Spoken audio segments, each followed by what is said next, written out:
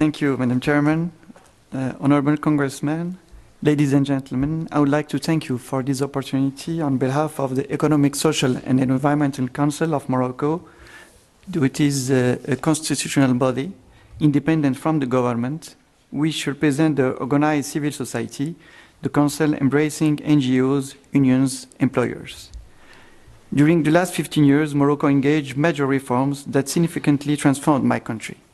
During this fairly short time, Morocco was able to achieve all millennial development goals by reducing within 10 years poverty from 15% to 4% through a dedicated national initiative for human development, by raising by 50% the average income per capita, by generalizing primary education and reducing the illiteracy from 54% to 32%, by providing access to drinking water to 95% of the rural population and to electricity to 99% of the rural population.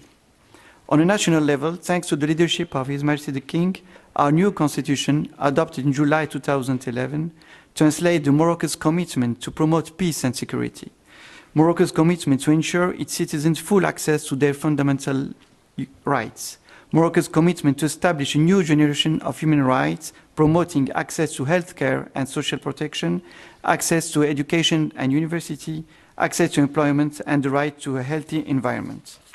And Morocco's commitment to ensure an inclusive and sustainable development, and Morocco's commitment to permanently settle democracy at the national, regional, and local level. The paradigm shift brought by the 2011 Constitution is that the priority now is the promotion of citizenship. The citizen and his rights are now at the center of all public policies. To support this commitment, it was necessary to bring public decision closer to the citizens, and this was made possible through advanced regionalization. The new regionalization in Morocco, which is now operational, consists in a large transfer of authority and budget to directly elected regional councils. These councils are responsible for planning and deploying their own economic, social, and environmental development strategy. These strategies are supported by the government through contractual agreements with the regions, each council electing a president who chairs the execution agency in charge of implementing the regional development plans. The institutional setup of this advanced regionalization was completed last September with the election of the regional council with the participation rate of around 54%. And in November, the elected president of the three regions of the Sahara, Laayoune Saqiya al-Hamra, Dakhla Wad Dahab, and Gelmim Wad Noun, signed with the government during a ceremony chaired by His Majesty the King in Laayoune, several contracts representing $7 billion of investment aiming within the next 10 years to double the GDP per inhabitant in this region, to create 120,000 new jobs, dividing the unemployment rate by 2,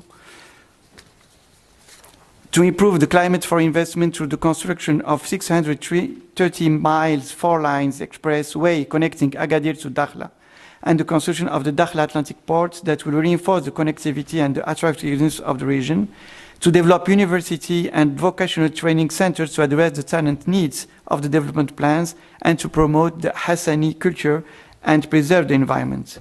Moreover, the natural resources profits will go to a special fund for social and economic development in the Sahara, aiming to improve local population living conditions, especially youth and women.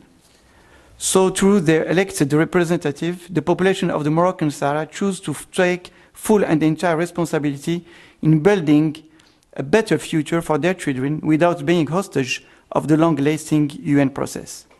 These development plans are the result of broad consultation with the local population and started to be implemented under the leadership of their newly elected representative.